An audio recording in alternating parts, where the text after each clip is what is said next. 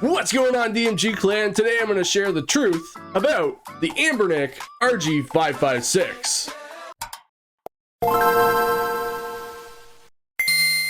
So when I bought this Anbernic RG556, it took me some time to actually figure out if I would buy this thing, and then I did watch a couple other reviews and I was like, okay, I'm going to try this out. And then I watched the final one by Joey's Retro Handhelds, and he said it was the best Android handheld of 2024. And well, I ended up going and buying it because I had to test this theory. So what I'm going to do is just jump right in and share why I personally, as all of my feedback for this device are of my own, do not think this is the best handheld whatsoever of 2023 or even 2024, that is. So I don't know what's with the button placement of this device, but the buttons are so close together that I can put my thumb over top of them and they're gone. Now, that might not be a big deal for smaller hands, but sometimes I find myself accidentally pressing two buttons at once. And another point to make about these A, B, X, and Y buttons is that sometimes I've found that it doesn't actually register the button when I press it. I've mostly found it with these three buttons. I haven't used the X button that often, but the A, B, and Y buttons, where they just don't register the button and the game does not work.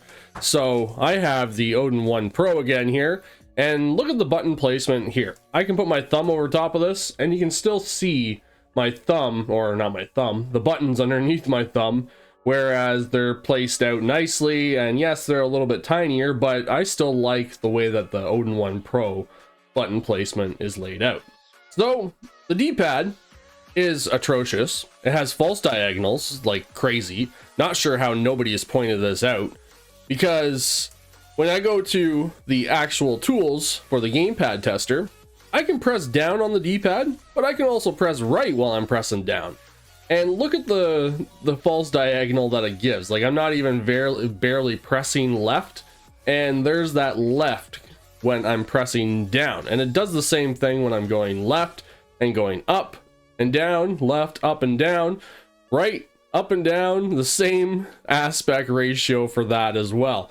And a lot of people find that that is very annoying, especially for those that love fighter games. Whereas the Odin 1 Pro, again, has that nice clicky D-pad, which I really love.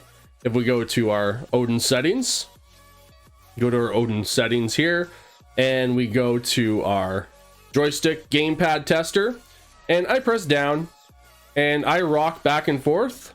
No false diagonals on that. Unless I do a really hard, like, left, it does hit it eventually. But when I'm just rocking it back and forth, unlike the Anbernic, I'm rocking this back and forth, I can just rock this and there's that false diagonal. A lot of people look out for that, and that is very not good in my mind. Same with up and down, and I'm rocking that up and down and that D-pad is not hitting. And of course it hit it once there, but that's because I'm pressing in that area where the D-pad would hit it. Now, I love the D-pad on the Odin 1 Pro. This is the same D-pad that's on the Odin 2 and the Retroid Pocket 4. And this D-pad right here is just not good at all, in my opinion. Now, these Hall effect trigger buttons, they feel super tight, like they're super, super tight, and they're not very strong feeling, like they feel tight, but not strong to the sense that my left one, I can already feel some grinding in there. And I don't know if that's just an issue with this device. I haven't played a lot of games, but I played enough to test this out. And it already feels like my left trigger is having issues with the spring or something inside. Now, I haven't opened this up to look inside to see what's going on, but those Hall effect triggers that they say they're Hall effect, at least, just don't feel nice in the hands. They don't feel good when I'm actually using them. They just feel like more cheap made plastic for this device, and they make a very loud sound when I let go of them. Whereas these ones on the Odin 1 again, they do make a loud sound when I let go of them, but they feel good. They are nice and feel really nice in the hands. They're Hall effect as well. and they do obviously have the dual effect to go alongside with what controller profile you pick and everything, but they just feel really good. I've had this thing for about 3/4 of a year and haven't had any issues with this thing at all, knock on wood, and my kids play with it, so it hasn't gotten damaged or anything like that, and they play a lot of games that require the trigger buttons on these. Now for the big question, what about these Hall Effect style joysticks? These joysticks, yeah, they feel like they're maybe the knockoff brand Hall Effect joysticks. They're not the Gull Kit style ones whatsoever. They seem more like Joy-Con Hall Effect joysticks. I know the Joy-Con brand has their own upgraded Hall Effect joysticks, which are still cheaply made. And that's what these feel like. They're not like the Hall Effect joysticks that we get on like the Odin 2 Pro. Well, the Odin 2 in general, or the Retroid Pocket 4 per se, but they are those like cheaper, I don't even know if you can pop these off, but they're the cheaper version Hall Effect joysticks that are really not the greatest whatsoever. They more feel like a D-pad, not a actual joystick in my opinion, and they're very small feeling and not like raised up enough that I would say that these are good joysticks in any sense of a handheld like this, where yes, I know these are literally the version of a Joy-Con kind of joystick on the Odin 1 Pro, and these can be upgradable, and so can these. I guess I've heard people upgrading them already, but I'm not going to go out of my way to take this thing apart to upgrade what I thought were supposed to be Hall Effect joysticks and change them out to a $40 Gull Kit joystick combo, or $30 Canadian, whatever it was, because what's the point of that when I've already spent $250 on this device? So then we have our down-facing speakers, which yes, the Odin 1 Pro has down-facing speakers, but the sound quality with the shell being hollow sounding just does not sound good. Now, I'm going to go into a game here, and I'm going to go into Super Mario Bros. And turn this volume all the way up for you guys to take a listen at the sound quality of this game, because it just does not sound good to me. And the fact that they made these down-facing speakers, it sounds more not like a stereo sound, but a mono stereo hollow sound, unless you put your hand down here, I guess, and it faces into your face, but they just do not sound good. Now, the speakers on the Odin 1, for example, I think these speakers, even though this device is a little bit older, do sound still really good, even though they're down-facing speakers, and they sound almost perfect in my opinion. I'm going to move this out of the way so we can get a full listen to what these speakers sound like.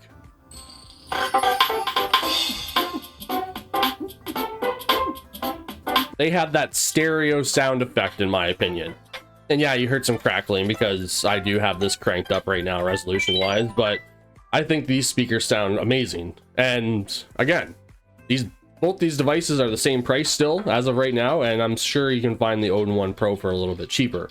Now, the worst thing I thought was not my favorite part of this device when it comes to buttons is this button right here. This is a button that is dedicated to their front end, I guess, and I guess I don't even know if we can change this or whatever. I haven't tried to change it. Let's go settings, and it's just I have not found a way to actually change anything like this for the button itself. It's just really annoying because if I accidentally hit that button and I have Daijisho set as my front end, it overrides that front end and then turns it off as a home button or a home launcher, unless I hold down the home button. There we go. See, so it overrides it and gets rid of it as the home launcher. So having this button as a dedicated button for that specific application, which I think is I can't remember what their application is called now, so whatever that application is, whatever that front end is, that's basically what it's set to. And it would be nice if they change that to being able to set it to whatever we want it to be set to.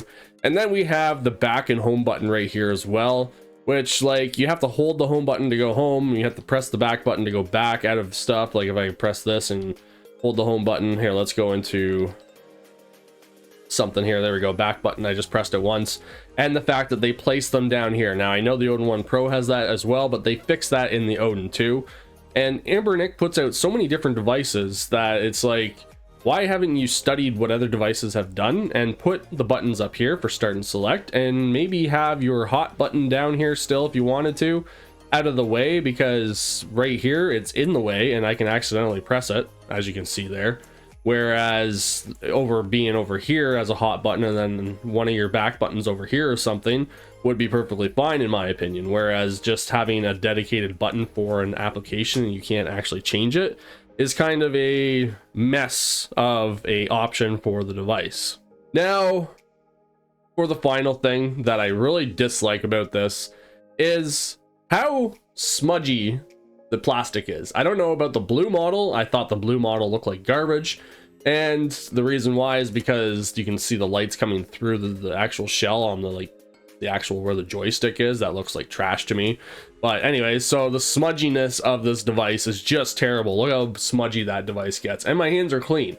I've cleaned this off multiple times too, and it just collects the gross smudgy feeling of your hands while you're playing games on it. And the final thing about that too is the plastic itself just feels super cheaply made. It's a hollow feeling on the inside. Where I flick this, it just feels like there's nothing going on in there other than a motherboard, and then we have no weight or no hot feeling inside there to make it feel like it's safe. I feel like if I drop this thing, it would break in an instant. Now, the only thing I like about this, well, the couple only things I like about this, starting with the OLED screen. The OLED screen is nice, but why? Why do we need an OLED screen on a device that's not performing well with a lot of games, and we're not playing any AAA style games on this thing where the OLED screen is going to actually shine?